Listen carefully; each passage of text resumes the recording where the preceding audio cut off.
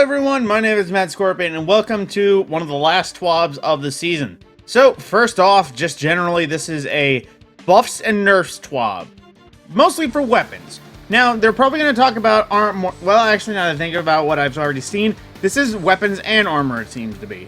But moving forward, basically, they just tell us that there's a lot of different tuning, and basically, the general summary of what we're going to be seeing. But into the future as well. For global changes, they fixed an issue introduced in 30th anniversary update that caused too much heavy ammo to drop when running double special weapons. Several weapon stats were visibly hidden, which made fully evaluating weapons difficult, aka airborne effectiveness, recoil control, zoom, and aim assist are now visible within weapon inspection, so you'll be able to see all those details in-game, so light.gg and all those other sites won't be as needed when you need to figure that stuff out. And as well, just generally, with weapon archetypes, they still needed some PvE love, so increased damage of all scout rifles versus minor enemies, aka red bars, and PvE by 10%. This change is in addition to the baseline damage buff given in the Solstice Balance patch. For high-impact auto rifles, this subfamily has good damage output but low ease of use, so to counteract, they increased base stability stat of all non-sunset high-impact auto rifles by 6 to 12% depending on the weapon. Numerically, this may seem like a small change, but it will noticeably change the feel of said weapons. To be seen. For lightweight bows, this subfamily has languished compared to the higher damage counterparts for some time, in low part due to difficulty hitting the perfect draw shot, so it made it a bit easier. Reduced base draw time by 5% from 612 milliseconds to 580 milliseconds. Increased the perfect draw window, how long you can hold the drawn bow before you can begin to lose accuracy and damage. Stability modifies this window from 0.3 to 0.5 seconds at the low end and 0.55 to 0.8 at the high end. For hand cannons, fixed Dire Promise's zoom stat that got changed to 13 unintentionally, it's back to its 14 again. And for glaives, their interaction with some exotic armor pieces can be confusing, so we've explicitly made some changes to align with better stated goals. So the glaive melee attacks now trigger the exotic armor perks on ACD-O feedback fence, Karnstein armlets, and necrotic grips. So you'll either create a damage reaction force to get some healing off them, or start spreading poison. So a poison glaive build might actually be a pretty nice thing. For breach grenade launchers, concussion grenades can no longer roll on this magazine slot. Blinding grenades are a much better option in the same slot to serve the same purpose essentially. So don't expect any concussion grenade rolls, you'll only get blinding nades. And for heavy grenade launchers, we don't see a ton of use in PvE for obvious reasons ever since you nerfed the aggressive frames, but increased damage versus majors and above by 10%, excluding Parasite, which does not need to do more damage. But that then also includes Anarchy.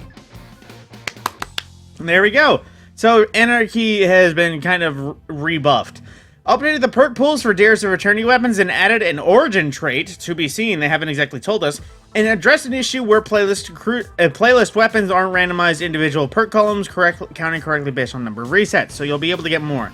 So, they've redesigned 2 origin perks for Gambit, renamed it to Run and Gun, redenied functionality to give a sprint speed increase on multi-kills. And for Skull King Wolf, for Iron Banner's origin trait, redesigned to activate on kills while at low health, so work in all PvP modes now.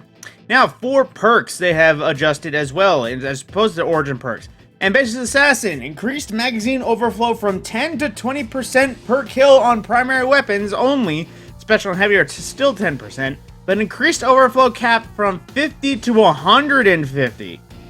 So, to put it blankly, if you had a 50-round magazine, and the overflow was 20%, I'm trying to do the math in my head, it would be 5 rounds for every kill.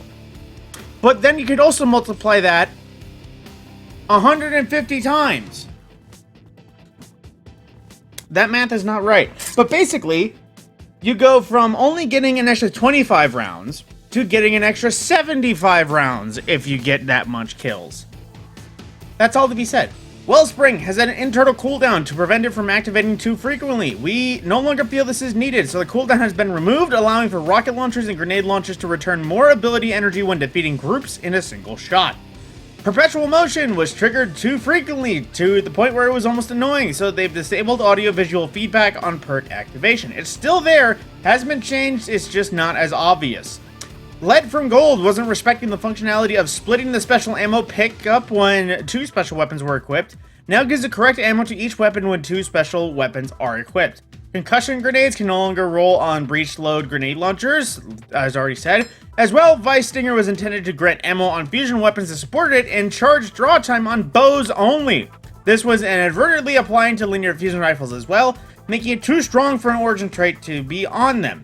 So, fixed a bug that was applying a large charge time reduction to linear fusion rifles that would correctly only refill the magazine from reserves when triggered on these weapons. Zen Moment has always had a description that confuses players as well as particle repeaters, so their descriptions have been updated to say what they actually do. Now, the good part.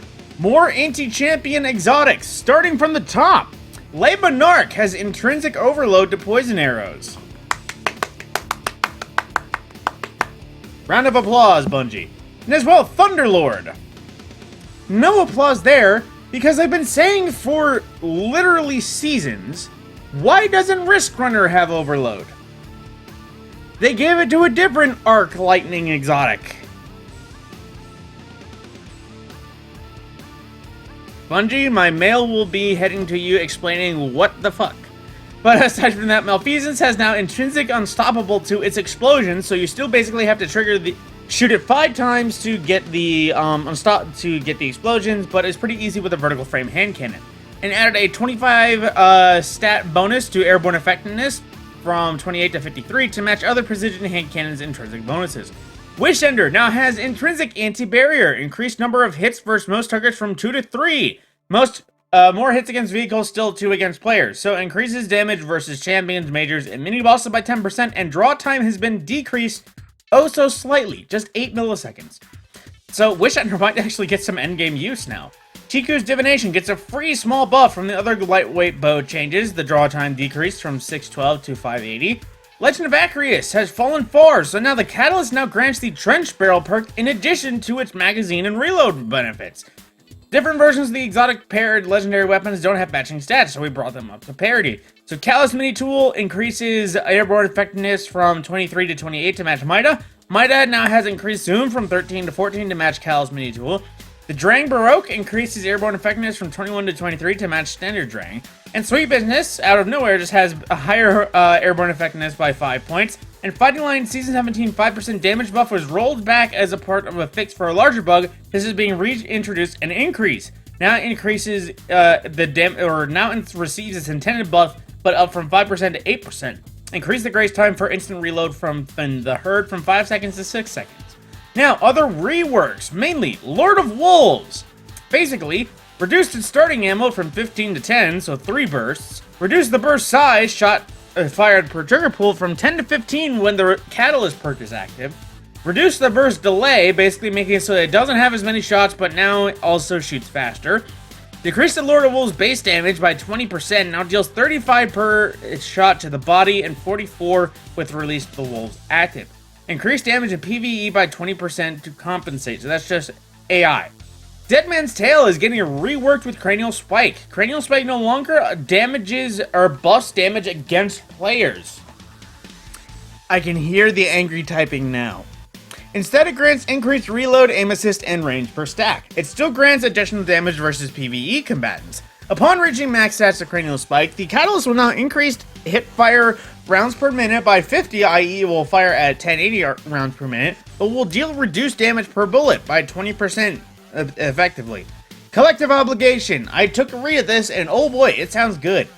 Increase the Void Leech timer from 15% to that's wrong, to 15 seconds. PvP will remain at 10 seconds. Remove the cooldown, so as long as you build it back immediately, you can use it immediately. Added a 20% damage buff against PvE combatants only while Void Leech is active. So while you're volatiling, weakening, and debuffing all of these things, you're also dealing 20% bonus damage. Takes less hits to fully charge Void Leech, so it's easier to attain. Kills against debuff targets instantly charge Void Leech, so it's easier to just consistently feed it. Void Leech is also instantly charged when your character is affected by Void debuffs. Does not work if you're hitting yourself with your own suppressor grenade. So in the unique scenarios that you get suppressed by Hive Knights or other ways, yes, it will instantly charge. And fix a bug where Umbral's Sustenance was activating with non-Void Overshield. So, Collective Obligation got a heavy buff. A very heavy buff. And it was already pretty dang good, especially even during the Void season. Now, the next update, they're reducing the damage effectiveness of Omnioculus when paired with Whisper of Chains in PvP. The PvE damage resistance is unchanged. So, this is the tier rating. Basically, instead of 10%, you're getting 2.5. At tier 2, instead of 15%, you're getting 5%. At tier 3, instead of getting 20%, you're getting 7.5%. At tier 4, you're going from 25 to 10. There you go. Now, things to be addressed in the season, which might be the mid-season patch or in Season 19, respectively. Reducing shotgun spread randomness, reducing bow swapping effectiveness, thank you. Increasing trace rifle ease of use, no. Momentum control, no. Introducing the full auto setting, basically everything that has a full auto mod can now get full auto. Reducing the ability of snipers to shoot through flinch in PvP. Examining some small targeting balance changes to certain PvP outliers. Pulse rifles without a band effectiveness, high impact scout rifle easy to use, and precision fusion rifle easy to use, allowing glaive interaction with some exotic to buffed melees, fixing glaive hit detection, reworking some enhanced perks, and folding spec mods into the base perks. So, that's what we're looking forward to later. That's not coming with next season in the next few weeks, but that will be coming either in the mid-season or next season after that. Now, the support perks. Now, oh, wait, cats. Yeah. Moving on. Let's see. Gotta scroll all the way back down there. The cat was worth it, though. And there we go. The patch number update. Starting on August 23rd, Destiny 2 patch numbers will be changing from all patches going forward, with update 6.2.0 being released for Season 18. For context, throughout Destiny's launch is known as update 1.0.0.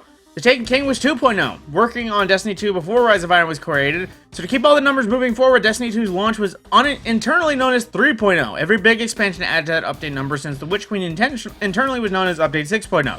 To help alleviate internal confusion regarding the public-facing patch numbers are, and to bring our internal and external patch numbers into parity, we're making this change for all patch numbers going forward. Expect that. Now, the text chat has been re-enabled for all platforms because whatever issues originally has been created has been resolved, but if anything new comes up, of course, report them to the help forum. Don't keep it to yourself if you're breaking the game. Now, be sure to, of course, claim your in-game rewards with the end of the season. Everything from Zavala, Shax, Drifter, and Scene 14 will be removed at the end of the season, so if you want to make use of all of it, even if it's just turning it into legendary shards, be sure to make use of it.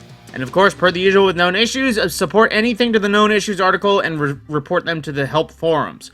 Aside from that, we got some average, movie and arts of the week, which of course telling Telesto to not break the game next season as it did this one, and some awesome looking art of the Kentark 3 armor sets from Garden of Salvation. Amazing work on this.